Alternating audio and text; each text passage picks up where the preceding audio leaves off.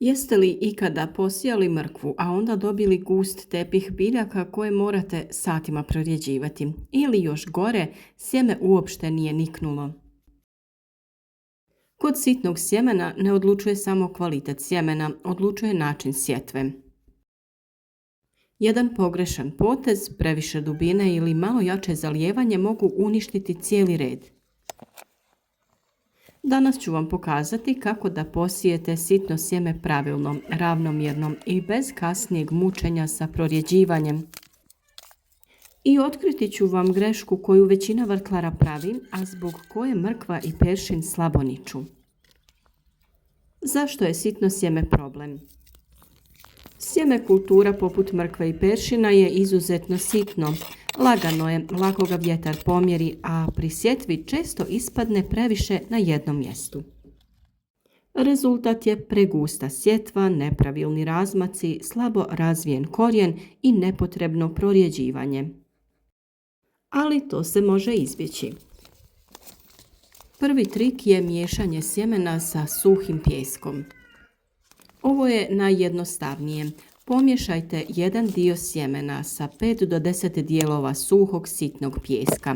Smjesu ravnomjerno rasporedite po redu.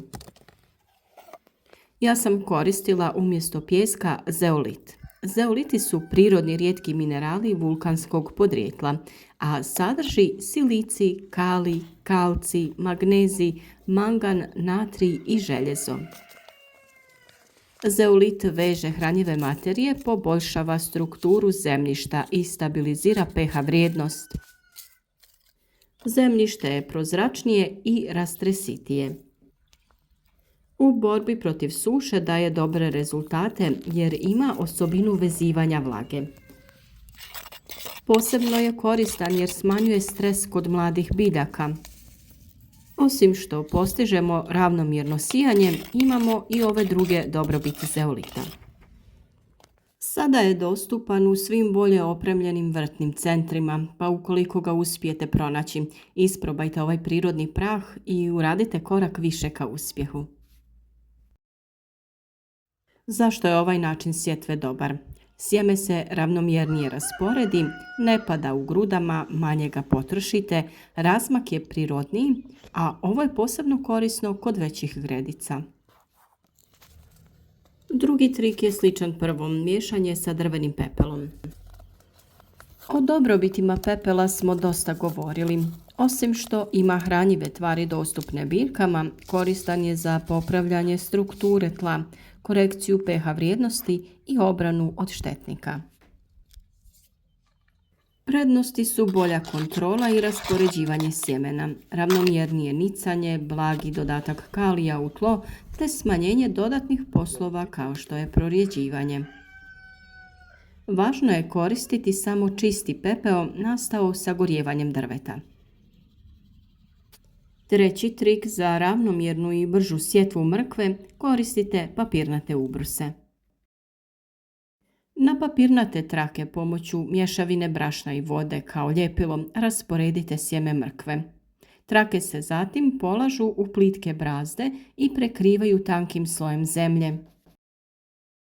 Ovaj trik ne samo da osigurava ravnomjernu sjetvu, nego i poboljšava kontakt sjemena sa tlom i vlagom, što može ubrzati proces nicanja. Tokom zimskih dana smo vam preporučili da odradite pripremu sjemena na ovaj način jer ste imali više slobodnog vremena. Dodatni trik je korištenje cimeta. U samu mješavinu kojom lijepite sjeme na papir, brašno i voda možete dodati i prstohvat sitno mljevenog cimeta. Također možete posuti malo cimeta direktno po zemlji nakon postavljanja traka. Cimet djeluje kao prirodno antigljivično sredstvo, sprečava razvoj gljivičnih bolesti i truljenja sjemena u vlažnim uslovima, što značajno povećava šansu za uspješno i brzo klijanje.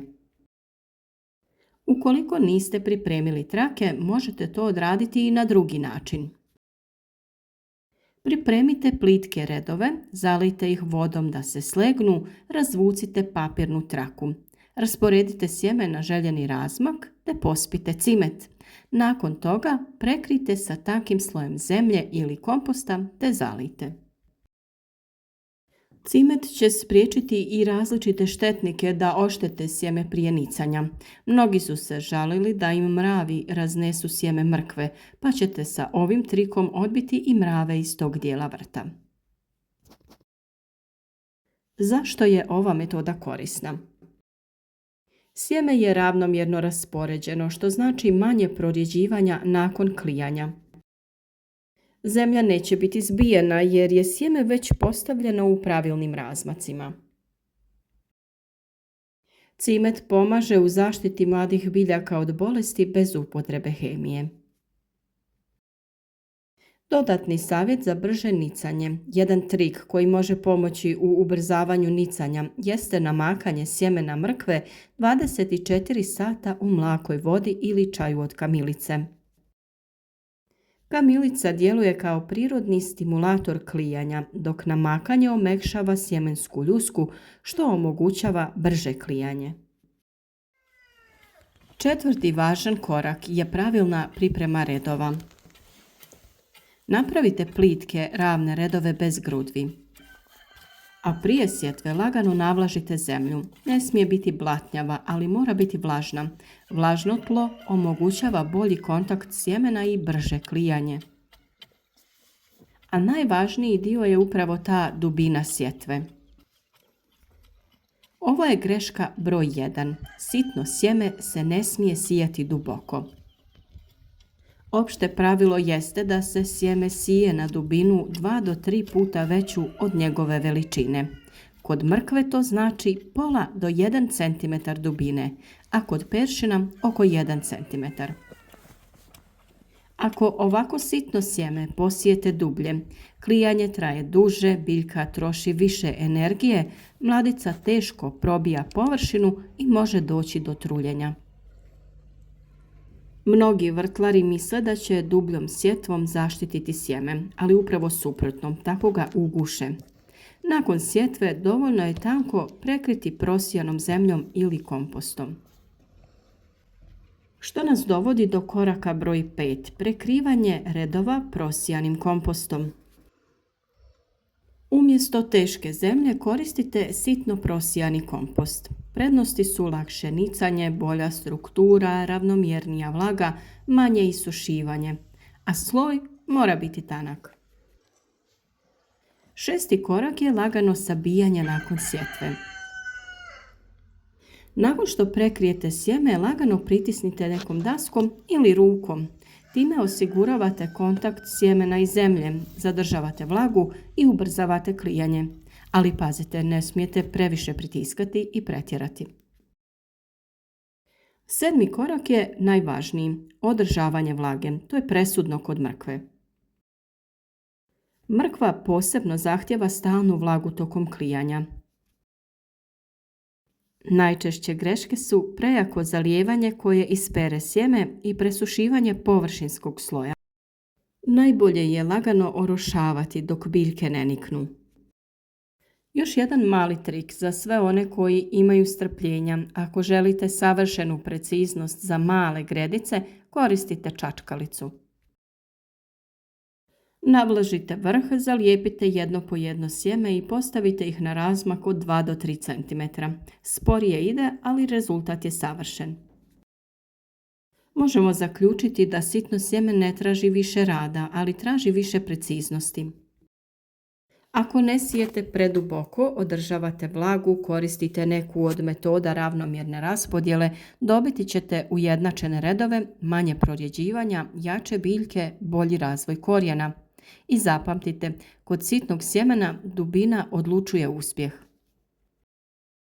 Ako ste do sada imali problem sa gustom mrkvom, slabim nicanjem ili stalnim prorjeđivanjem, probajte već ove sezone jednu od ovih metoda i obratite pažnju na dubinu sjetve.